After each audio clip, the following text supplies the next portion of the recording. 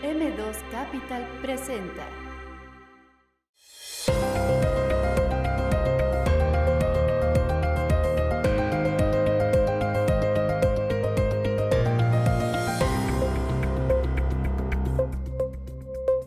Hoy nos acompaña en el programa Carlos Herrera, Karen Olivera y Salvador Gálvez. Bienvenidos a una nueva edición de Inversiones y Negocios aquí en Telefórmula, y el día de hoy vamos a hablar sobre la comercialización de propiedades de lujo. Así es, propiedades millonarias, y el día de hoy tenemos a expertos. Aquí tenemos el día de hoy un panel de expertos en la comercialización de este tipo de propiedades. Tenemos aquí a nuestro buen Charlie Herrera, cofundador de Herrera Real Estate, y también a Karen Olivera, la cual es líder también de esta agencia.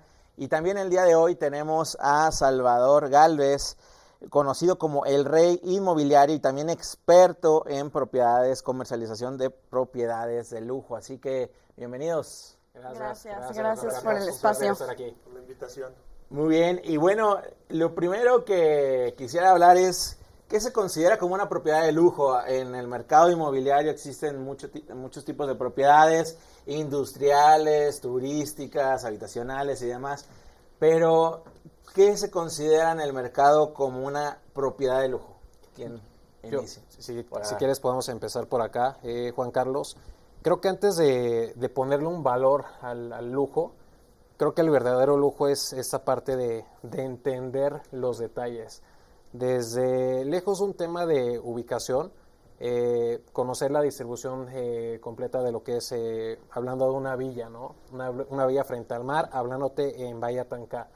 Cuando entiendes que es una extensión limitada de 3 kilómetros de playa y que la oferta inmobiliaria es escasa, donde ves ya muy pocos inclusive terrenos, donde ves muy poco proyecto vertical, donde los tickets los vamos a estar encontrando en departamentos promedios desde los $600,000, transmitir esa parte al cliente en tema de escasez, y que obviamente estás frente al mar del Caribe mexicano, es así como yo percibo el lujo. Obviamente hoy está muy de moda y muy sonado la parte del tema de la conexión con la naturaleza. Hoy creo que cada vez la gente busca más esa conexión a la espiritualidad. Y ahí es donde también podemos encontrar esta parte del verdadero lujo. Yo antes pensaba que el lujo era el tema de hablar de propiedades de, no sé, arriba del $1,000,000, $2 millones, pero cuando estás ya ahí jugando en la cancha y entendiéndolo y transmitiéndolo de otra forma, creo que es así como lo podría definir. Muy bien, excelente. Hablan de lujo frente al mar, es decir, ¿solamente las propiedades frente al mar son de lujo? Pues no necesariamente, yo creo que hay comunidades planeadas, sobre todo en Riviera Maya o en cualquier destino turístico, que esto le da un valor agregado a este tipo de propiedades. No solamente es porque estén frente al mar, sino por la exclusividad. Ya sabes, si tienes un campo de golf, pues una propiedad te cuesta diferente, aunque a lo mejor tenga el mismo metraje fuera de esa comunidad planeada.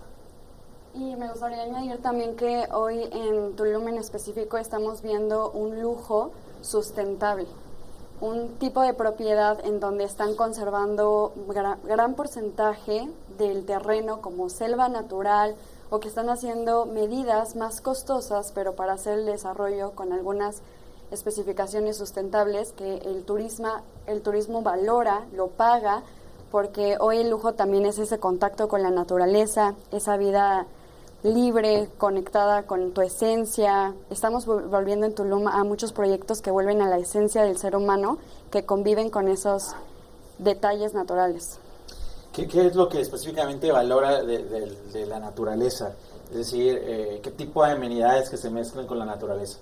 Pues literalmente la selva. O sea, mientras más selva natural conservada, hay proyectos que su costo por metro cuadrado es más elevado por esa selva natural que conservó. Y, por ejemplo, hay algunos proyectos que están densificando por el 5%, haciendo las construcciones elevadas para dejar en la tierra las plantas ser, los animales, y que toda la vida selvática se genere naturalmente. Existe una palabra que se llama ecochic, ¿verdad? ¿Qué es el ecochic? Una de las cosas que se está usando mucho en zonas turísticas, exactamente con naturaleza, y se usa esta palabra de ecochic. ¿Qué es el ecochic? Pues es esta parte de poder conectar con la naturaleza. Yo lo puedo percatar, no sé, lo veo en la reserva de Siancán, que está pasando lo que es la zona hotelera, donde vemos terrenos de 1 o 2 hectáreas, pero el impacto de huella ambiental es por debajo del 1%, ¿no? La conexión con materiales sustentables, métodos donde puedas reutilizar energías renovables, que obviamente reduce consumo de gastos mensuales para los propietarios. Es así como podría definirte el ecochic, Juan Carlos. Y es la naturaleza y ecochic, pero combinado con las comodidades y el diseño de lujo que está buscando este tipo de inversionista que invierte en propiedades con sustentabilidad. Entonces buscan la selva, pero también las comodidades, un diseño bonito, diseños orgánicos con materiales de la región, que se sientan naturales, pero con diseño arquitectónico bonito. ¿A partir de qué valor, ya entrando un poco en valor, se considera ya que es una propiedad de lujo? Yo pienso que en el caso de la Riviera Maya, a partir de los $400,000 podríamos encontrar una propiedad de lujo. Podría ser una propiedad tan grande, hablando de a lo mejor un departamento, una recámara, pero que al final del día tiene todos estos elementos que comentaba Karen, que materiales naturales, materiales de la región, muy holístico, muy orgánico, y eso hace que los costos aumenten. Aunque no veamos el lujo palpable como a lo mejor un mármol italiano, pero lo vamos a ver en estos diseños que no solamente son cajitas, sino se envuelven con el ambiente de Tulum. Ahora, hablemos del tipo de inventarios que existe hoy en propiedades de lujo, aproximadamente en porcentajes, o en qué estados, hablando específicamente de México, ustedes ven dónde se encuentran estas propiedades de lujo, dónde está ese mercado que los que están interesados en la parte ya sea de inversión, en temas de propiedades de lujo o en comercialización de propiedades de lujo, ¿dónde están esos mercados emergentes o consolidados que hoy tiene México? Pues mira, yo lo puedo observar hablando de mercados turísticos, hablando de ese contexto. Evidentemente lo que es el estado de Quintana Roo, lo hemos visto también en ciudades como en Los Cabos, ¿no? Donde hemos visto este tipo de high tickets de exclusividad, donde no tenemos un turismo masivo, que eso es lo que realmente busca la gente de lujo, ¿no? Esa parte ¿cómo podría definírtelo, Juan Carlos? Ese lujo al detalle arquitectónico, pero también donde puedas estar con cierta privacidad, con cierta tranquilidad, que es lo que te puede hacer conectar con el mismo destino, vivir una buena experiencia, pasarla bien.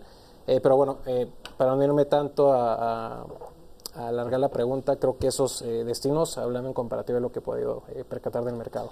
¿Y cuál es el que tiene más absorción? ¿Cuál es la ciudad o la zona de México hoy que tiene más absorción de inmuebles de lujo? De lujo. Mira, no tengo el dato, pero tocando la zona que nosotros manejamos, Cancún es el número 1 de inmuebles de lujo. O sea, es ya totalmente diferente a Tulum. Yo puedo apostar que también Punta de Mita y Los Cabos serían los que tienen. San José del Cabo, sobre todo, es el que puede tener mayor absorción de este tipo de propiedades. ¿Qué tipo de compradores son los que llegan a invertir en propiedades de lujo, Karen? Nosotros principalmente recibimos extranjeros, mayormente de Estados Unidos, Canadá, y hoy cada día más también tenemos tanto europeos como mexicanos viviendo en el extranjero, ya sea viviendo en Estados Unidos o también en Europa. Ok, entonces, si hablamos en porcentajes, ¿qué porcentaje serían las personas de Estados Unidos que llegan y compran una propiedad de lujo? Yo considero que un 40%. ¿40%? 40% podrían ser ellos, entre el 30 y el 40%, porque también con canadienses. Entonces, okay, un 30% canadienses. 30% canadienses. y el resto mexicanos viviendo a lo largo del mundo junto con los europeos. O sea, los que compran propiedades o invierten en propiedades de lujo en México, o sea, los mexicanos que invierten en México en propiedades de lujo son mexicanos que viven fuera de México. Mayormente, en mayor porcentaje. Okay. Pero en un gran mayor porcentaje. Yo creo que me atrevería a decir que un 70% de los mexicanos que invierten en la Riviera Maya no viven en México. El 70% de los mexicanos, buen dato, 70% de los mexicanos que invierten en propiedades de lujo en la Riviera Maya no viven en México, un dato muy interesante. Y ahorita me gustaría preguntarte por qué, ¿verdad? Ahorita que regresemos de esta pausa en Inversiones y Negocios en Telefórmula.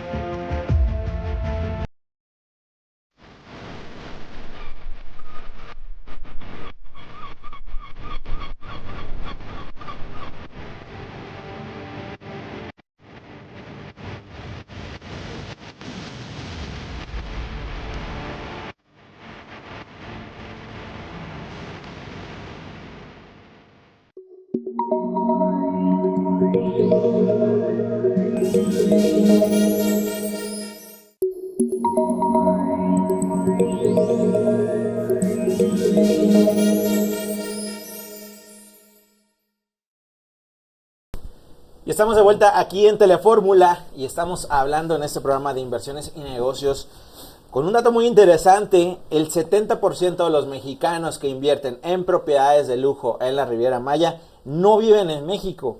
Y muy interesante, nos comentaba ahorita Karen, y me gustaría preguntarte por qué.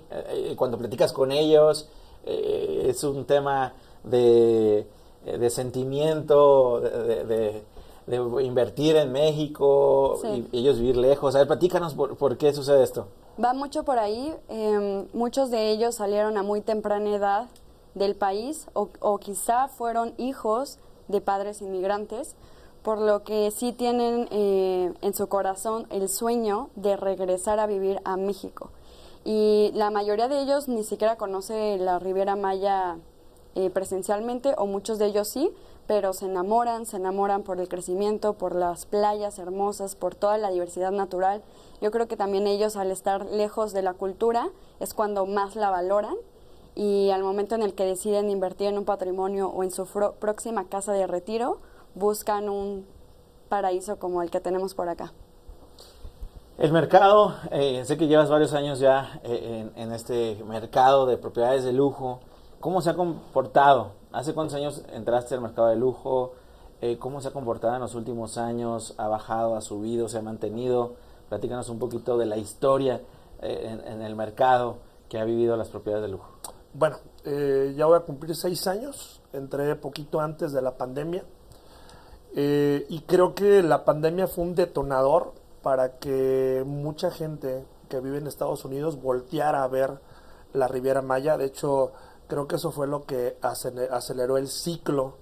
Y en los años 2021, 2022 y parte del 2023, antes de que se cayera el dólar, Tulum tuvo bastante absorción. Al día de hoy, yo creo que ha caído algún 40% de cómo se venía vendiendo o absorbiendo en años pasados. Pero tenemos otro destino que es Playa del Carmen, que en este momento lo vemos que se está moviendo mucho. Se está moviendo mucho porque tenemos mucha oferta en Tulum y de repente, que es lo que mucha gente habla, el tema de la infraestructura está un poquito atrasada. Entonces ahí es donde entra Playa del Carmen, y al ser una ciudad que su mancha urbana está pegada a la costa. Lo que pasa es que de manera cotidiana tú puedes moverte a la playa. Entonces eso están buscando. Y tenemos ahí otro dato importante. La mayoría de mexicanos viviendo en el extranjero, sobre todo en Estados Unidos, buscan Playa del Carmen ahorita porque ubican bien los parques que están ahí. Entonces, bien lo dijo el CEO de estos parques: mis parques están hechos para mexicoamericanos o mexicanos viviendo en Estados Unidos. Entonces, eso ha hecho que la gente esté empezando a voltear, sobre todo ahorita con el tema en Estados Unidos, a Playa del Carmen, una ciudad que ya está consolidada para poderte retirar. Oye, interesante, ha bajado un 40% la venta de inmuebles de lujo en los últimos meses. Qué interesante. Quisiera escuchar de los tres los motivos que piensan por lo cual ha sucedido esto. Evidentemente es un tema que ya hay más producto, ya hay más información. El inversionista ya cada día te llega más preparado, más cauteloso, con cierta incertidumbre, y ahí es donde entra la labor, ¿no?, de nosotros como profesionales inmobiliarios de saberlos guiar. Los mercados son cíclicos. Por ejemplo, hablando del mercado inmobiliario de Tulum, como hace muchos años en Playa del Carmen, en Cancún, ya viene un crecimiento no solo del turismo, que ahorita el turismo está incrementando también por el aeropuerto internacional y el Tren Maya en tema de conexión, sino porque también viene un crecimiento de población. Y ahí es donde ya un par de desarrolladores han estado volteando a ver este mercado, este nicho de oportunidad. El último censo que se hizo de habitantes apuntaban 50,000 habitantes. Se pronostica para el 2030 cerca de 200,000 ya habitantes viviendo en Tulum. Y habitantes no nacionales. ¿200,000 para qué año? 200,000 para el 2030, Juan Carlos. Y algo muy interesante, habitantes, muchos del extranjero. O sea, nos ha tocado estar en restaurantes pasando el día o yendo a cenar, y de repente nos toca ser los únicos mexicanos. Es un lugar cosmopolita muy interesante, y creo que es lo lindo que viene para el mercado inmobiliario de Tulum, y que hay que prestar mucha atención a esta parte. Muy bien, y Karen, ¿tú a qué debes que este 40% que ha bajado el mercado? Creo que también no solo es que haya bajado, sino que se ha diversificado. Creo que anteriormente estaba todo el mercado comprando un prototipo de unidad en la Riviera Maya, o en específico en Tulum, y ahora ya hay inversiones para vivienda habitacional, quizá departamentos pensados para las personas que viven. Ahorita está en un desarrollo que se vendió muy bien, que salió con precios y con una ubicación más para locales. Las ubicaciones que están de la carretera hacia arriba en el norte de Tulum se están desarrollando como más residencial, y toda esa vivienda se está moviendo muy bien la absorción. Siguen siendo costos de 350, $300,000 casas. Entonces creo que se ha diversificado, y por eso se puede notar también una baja. Muy bien, y también por acá mencionabas algo interesante que me llamó la atención, es que decías que el tema de la falta de infraestructura, pero es que en los últimos meses, incluso en el sexenio pasado, donde más se invirtió fue en el sur de México, en donde precisamente en esta zona de la Riviera Maya, pues existe un nuevo aeropuerto, como el Aeropuerto Internacional de Tulum, y como ahora el Tren Maya. Eso no fue suficiente para aumentar el mercado. Es que yo insisto de que la pandemia aceleró el ciclo. O sea, eso fue, yo creo, el mayor detonante para que no se alcanzaran a cumplir los temas del municipio para ciertas zonas de Tulum. O sea, la pandemia aceleró tanto que llegaron nuevos jugadores, llegaron más compradores, llegaron más asesores, llegó más de todo. Entonces lo rebasó.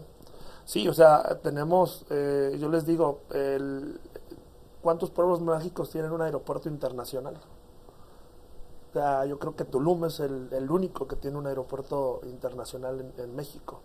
Tienes el tema de la reserva de Jaguar, tienes el Tren Maya que te conecta con los dos aeropuertos internacionales de Cancún, Tulum. O sea, digo, al final del día, como comentaba Charlie, es un ciclo y eso no significa que no sea buen momento para comprar. De hecho, yo considero que es el mejor momento para comprar ahora, porque tenemos mucha oferta. Entonces, esto te va a ayudar a poder adquirir propiedades a muy buen precio, las vas a dejar ahí por un rato y vas a tener ganancias. Y el municipio en algún momento va a tener que llegar y hacer todo lo que se necesita de infraestructura.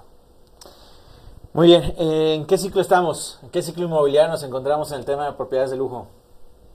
Charlie. Estamos hablando ya posiblemente en tema de tickets. Creo que es un mercado, hablando en específico de Tulum, donde hoy encuentras villas. Me voy a enfocar en el tema de este tipo de propiedades, que es donde me especializo. Villas ya por encima de 5 o 6 habitaciones, villas con una antigüedad de un año, que se están, pues son propiedades muy jóvenes realmente, y son propiedades que en un inicio se diseñaban para el tema de renta vacacional, que ya traen historiales, y que ahora eso nos ayuda como agentes inmobiliarios a las personas obviamente que buscan una propiedad que les genere rentabilidad, a ya poder comercializar propiedades con un cierto historial validado, ¿no? Una propiedad nueva, que me gusta que esas propiedades tengan menos de 24, 12 meses, como te comentaba, para poder transferir esta estafeta al nuevo prospecto, al nuevo comprador. Claro, hay todo tipo de inversionistas. No va a haber el que te busca una casa para retirarse, que estés bien conectado a la primera línea de playa, ¿no? Estas son las que te platicaba Juan Carlos, que es Ollantaytambo, Bahía Solimán, muy interesantes, donde hoy estamos viendo que se están volviendo a revender esas propiedades que se construyeron hace 20, 25 años, y las venden y les das un refresh, una remodelación, y es como vuelves a darle otro ciclo de vida a las propiedades, que te estoy hablando que son casas por encima de los $2.2 millones. 2.2 millones de dólares. Ahora, en el tema, si tuviéramos que describir, o bueno, ustedes como expertos en el tema de la comercialización de inmuebles de lujo, ¿cuáles son las principales objeciones? Ustedes son unos cracks en este tema. ¿Cómo debaten ese tipo de objeciones? ¿Cuáles son las más comunes? ¿Y qué respuestas son las que ustedes les dan a los inversionistas, a los posibles inversionistas? Ya sea que me gustaría saber qué tipo de objeciones es para las personas de Estados Unidos, qué tipo de objeciones tienen las personas de Canadá, qué tipo de objeciones tienen también los inversionistas de Europa, incluso los mexicanos que viven en otro país y que quieren invertir aquí en México. Pero bueno, eso lo vamos a ver después de un corte y volvemos aquí a Inversiones y Negocios en Telefórmula. Bienvenido a uno de los sistemas más poderosos que existen en el mundo inmobiliario para multiplicar tu capital. ¿Estás buscando crear tu primer desarrollo inmobiliario? ¿Estás buscando diversificar tus ingresos? ¿Eres empresario o eres inversionista y tienes ese sueño de convertirte en desarrollador inmobiliario? Bien, hemos creado este curso online donde mediante sesiones a la hora que tú quieras tomar vas a aprender a cómo hacer un desarrollo inmobiliario. Regístrate en este momento a este curso online de cero a desarrollador inmobiliario.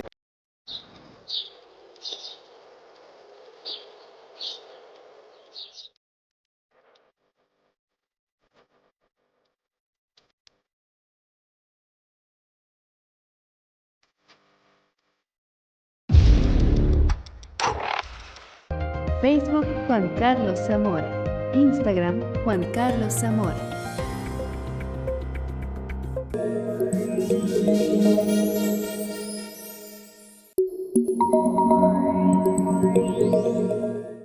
Ya estamos de regreso en Inversiones y Negocios en Telefórmula, hablando sobre propiedades de lujo, el mercado de lujo en México. Y hablábamos sobre las objeciones que tienen los diferentes inversionistas de Estados Unidos, de Canadá. ¿Cuáles son las principales objeciones, por ejemplo, de las personas de Estados Unidos que quieren invertir en México? ¿Quién quiere compartir? Pues bueno, tocando el tema de un extranjero, creo que su principal objeción, acostumbrados al sistema estadounidense, es el poder tener un crédito acá en México. O sea, es más complicado lograr un crédito.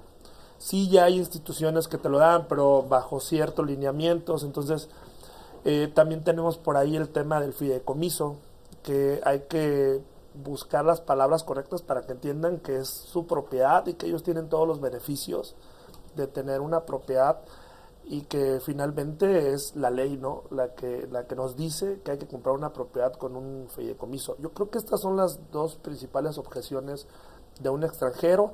Y del mexicano tiene que ver más por la zona.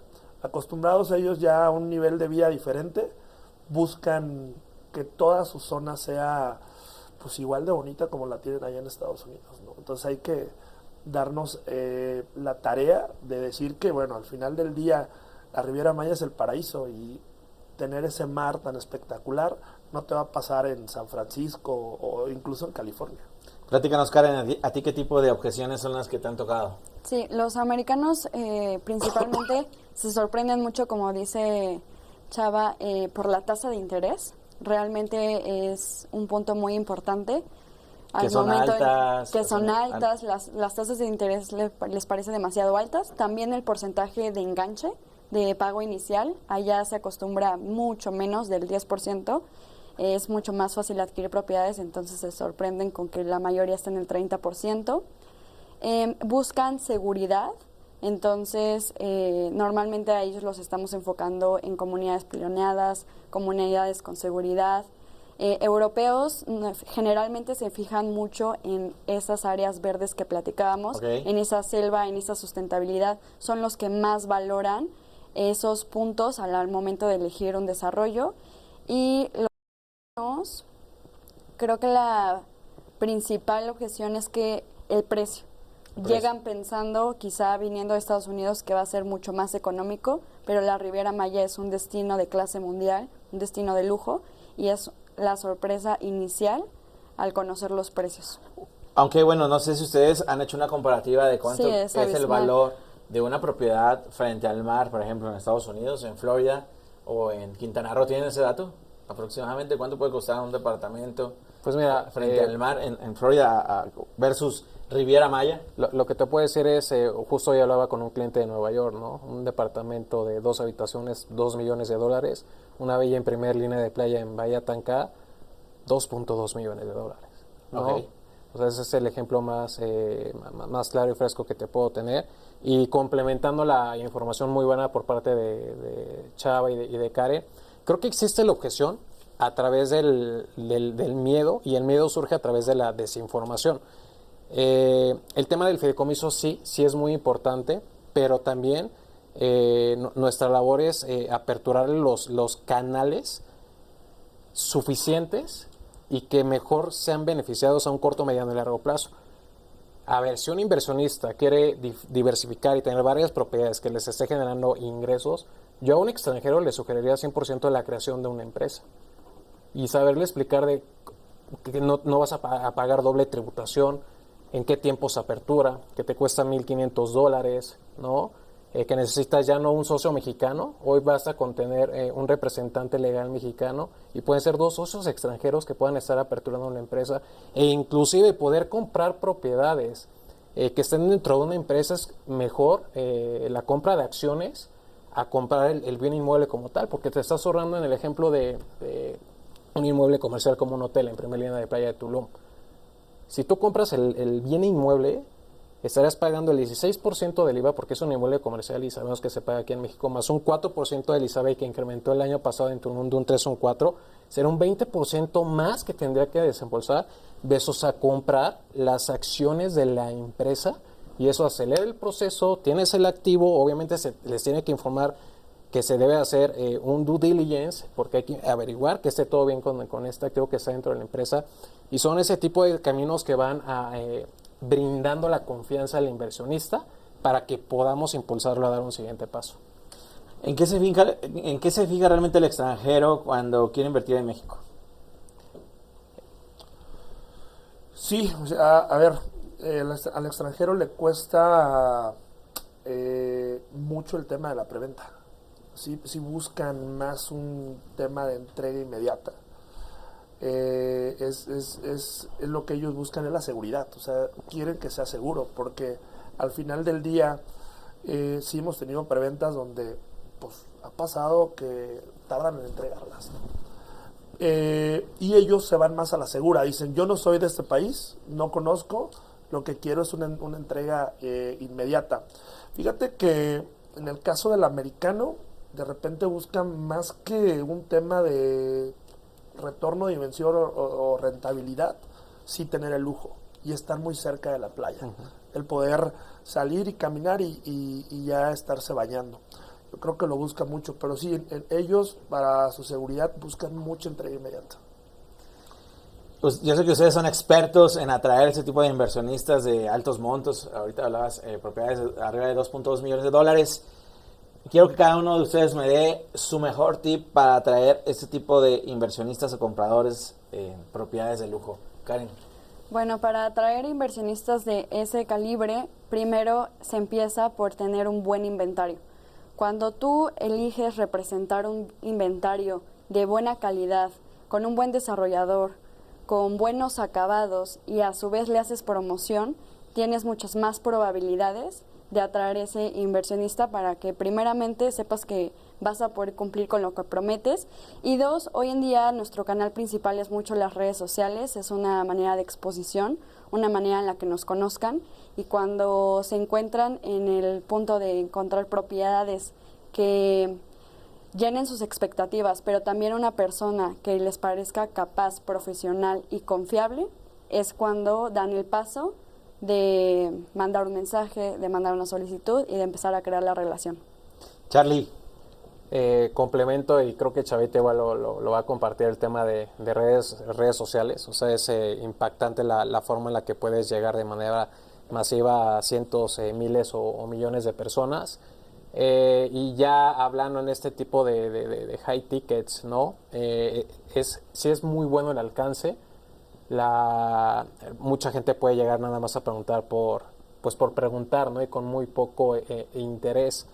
Pero realmente ya cuando estás jugando en la cancha y logras atravesar la parte de la recepción de un lead a poder concretar el proceso, te abres ya un nicho interesante de un mercado de referidos, ¿no? Que es ya cuando empiezas a conectar basado a experiencias de ese cliente de poder adquisitivo con sus amistades, empresarios y demás, y te abres canal a estos otros prospectos que están a un mismo nivel de poder adquisitivo. Claro, muy interesante. Por acá, Fíjate híjole, algo que no comenté hace rato, a nosotros nos ha tocado casos muy, muy específicos. Las propiedades más caras por arriba del $1.5 millones las han comprado mexicanos. Okay. Y es más, ahí te doy un dato. De 10 a lo mejor, 3 no tienen ni siquiera documentación en Estados Unidos. Y entonces ahí entra todo el tema de ser un experto. Si no conoces bien el producto, si no lo sabes guiar, pues el cliente se puede ir. O sea, sí necesitas tener un expertise sobre las propiedades de lujo. No nada más es atraerlos, porque digo, al final del día nosotros ya tenemos casi 7 años en redes sociales, y por supuesto que se nos han ido personas a las que en su momento no supimos guiar. ¿Por qué? Por la experiencia. Ya con la experiencia nos damos cuenta que ese perfil debe de ser atendido de otra manera, porque viene a invertir más dinero. Digo, te hablo ya de $1 millón, $1.5 millones para arriba. ¿Qué tipo de expertise tienes que tener? Pues finalmente conocer los temas legales, todos los temas de impuestos, el darle la confianza también, el que él sepa que tú sabes todo eso y que de verdad también tienes un equipo que te respalda, que no nada más eres tú, que no nada más es alguien que se encontró en redes sociales, porque hoy por hoy hay muchísima gente que hace redes sociales, pero ¿quién te respalda atrás? Si tienes el equipo legal, si tienes el acuerdo con la notaría, si sabes quién te va a hacer el due diligence, porque hemos tenido casos de gente que hace los due diligence y todo bien, y a la hora de la hora no está bien. Entonces debes de tener todo ese sistema que te rodee para poder vender este tipo de propiedades. Exactamente, muy interesante. Tienes que ser un asesor que tenga conocimiento fiscal, conocimiento legal, hasta conocimiento de arquitectura, Sí. ¿verdad?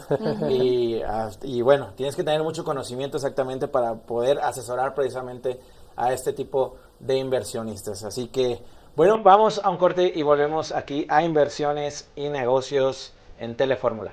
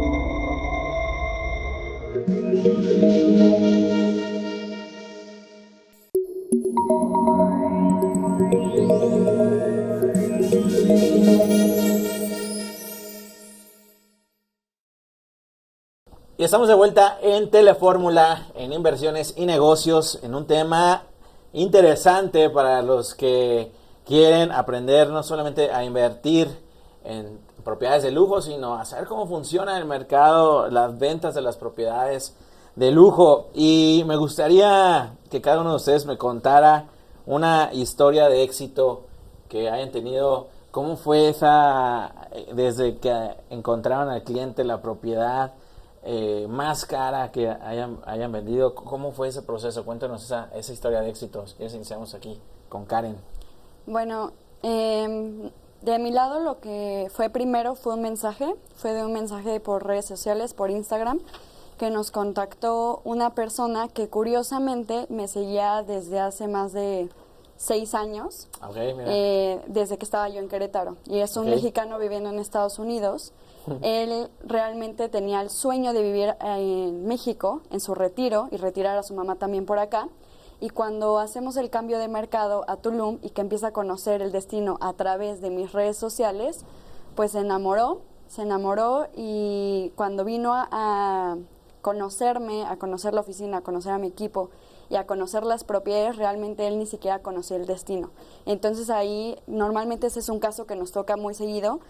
Fue una labor también no solo de enseñar las propiedades, sino de mostrar el destino, las Claro. diferencias, como platicaba Chava, de cómo sería vivir en Playa del Carmen, cómo sería retirarte en Tulum, cómo sería Akumal. Y en Akumal fue donde encontró donde le presentamos una propiedad frente al mar y una propiedad con mucho potencial, porque aunque es un high ticket, es una propiedad que al remodelarla, por ser una casa de más de 30 años, su valor iba a incrementar mucho más. Entonces terminó siendo un muy buen negocio y además una hermosa propiedad que hoy disfruta con toda su familia. Excelente, muy bien.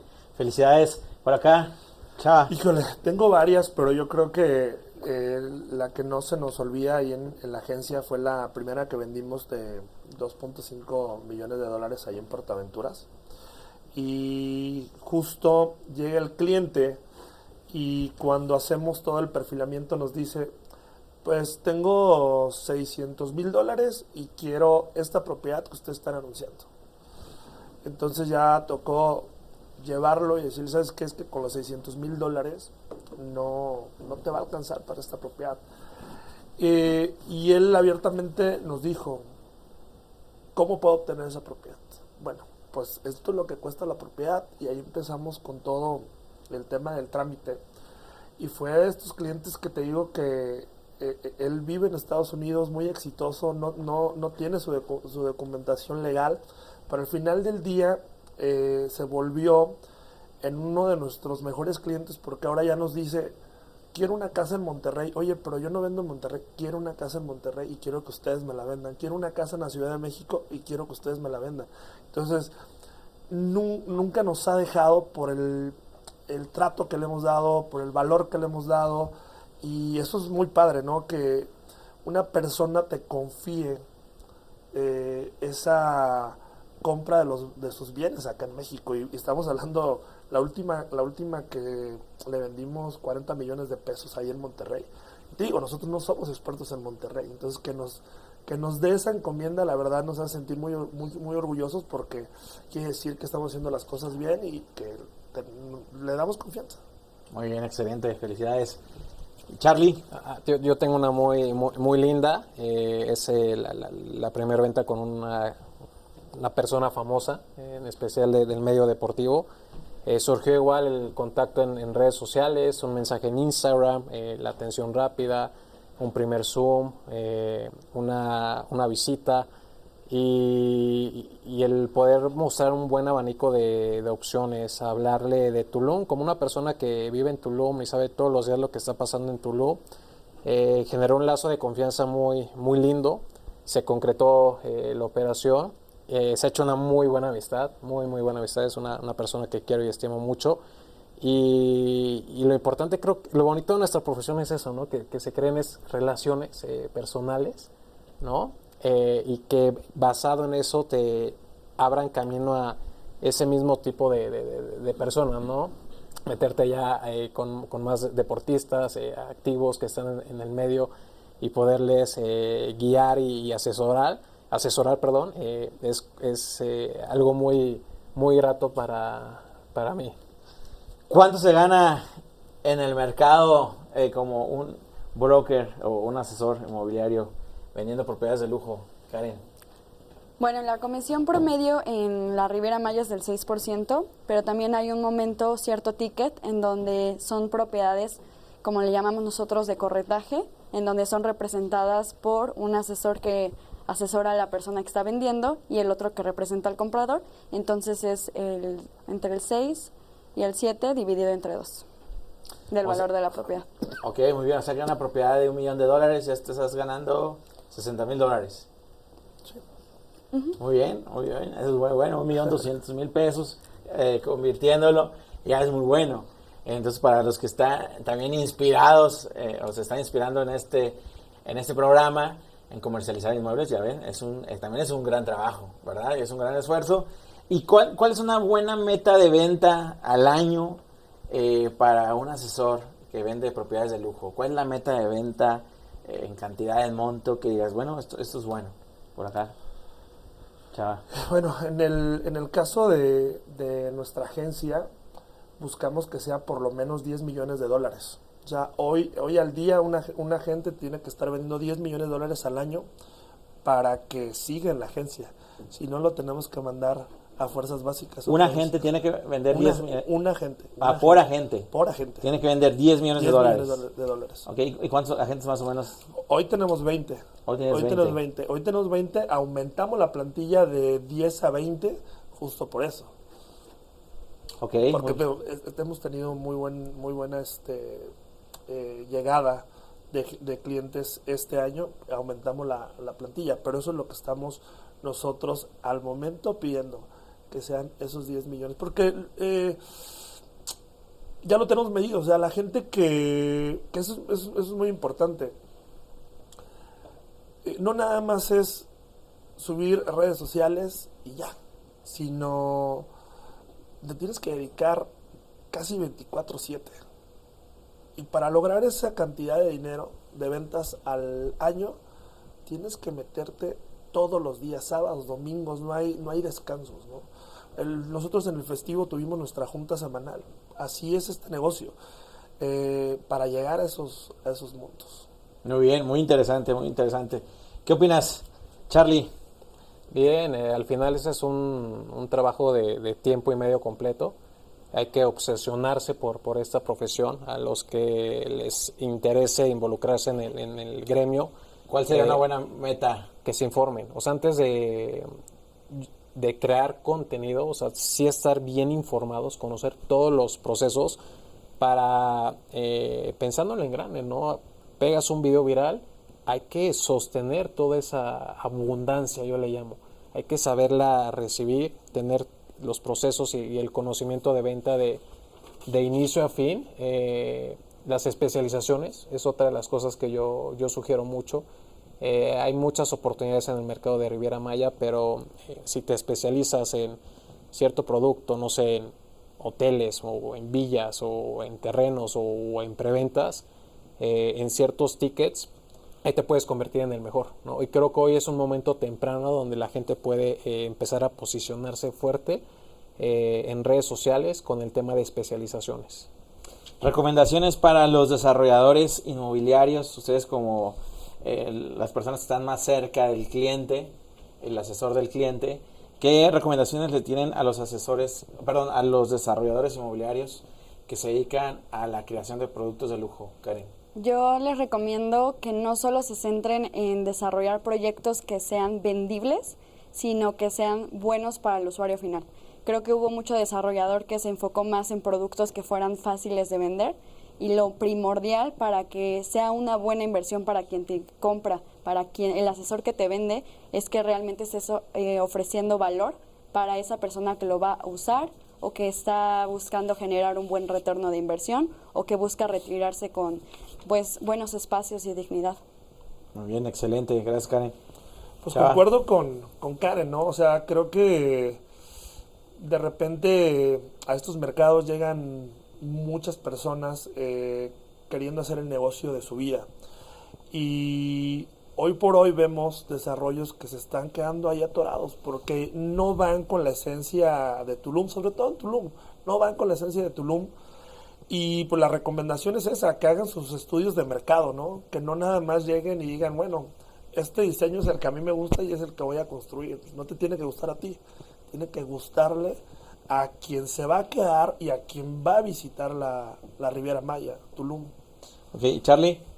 Yo les diría que al adentrarse al mercado, creo que el mejor estudio de mercado que pueden encontrar es acercarse a las agencias inmobiliarias, ¿no? A las que están ahí, las que están activas, que saben cómo se comporta el mercado desde hace un par de años atrás, cómo se está comportando ahorita y cómo está proyectando al siguiente año, por así decirlo.